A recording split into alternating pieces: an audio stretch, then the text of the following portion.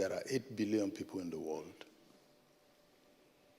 2.3 of them billion are Christians. 5.7 are going to hell. The compassion ought to come up naturally. But we have not been trained to be compassionate. We have been trained to look elsewhere. Jesus said, a man traveling between Jericho and Jerusalem fell among thieves. And a priest came first.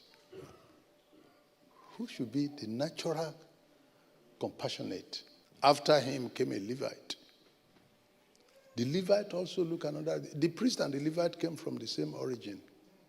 But Jesus is talking about the priest who is a senior man. The Levite, maybe a church worker. If they are hurrying for church meeting, they are going for Holy Communion. That's why they had oil in there. Each of them had oil. The Good Samaritan had oil. The priest had oil, but none of them was willing to apply the oil to the person because what is missing was the compassion. And Jesus did not say that the Good Samaritan prayed for him. No. There are those that don't need prayer. Prayer is not what they need. Compassion. And the administration of substance. Number one, he came down from his beast and put the sick man there and took him to hospital and asked him to be catered for. He didn't ask him to be prayed for. I'm trying my best to answer your question and yet not change the spiritual balance that ought to be there.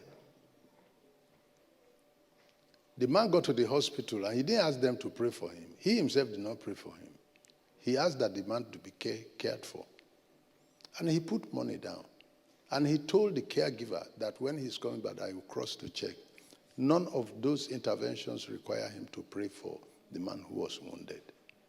There are those who will pray for, but there are those who should care for. That is the reason why in my years of preaching and doing crusade, I come across those that my prayer cannot work for.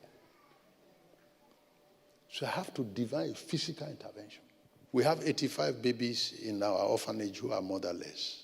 6 of them are from mad women that gave birth on the street. I'm just to ask you now if I'm to go there and pray.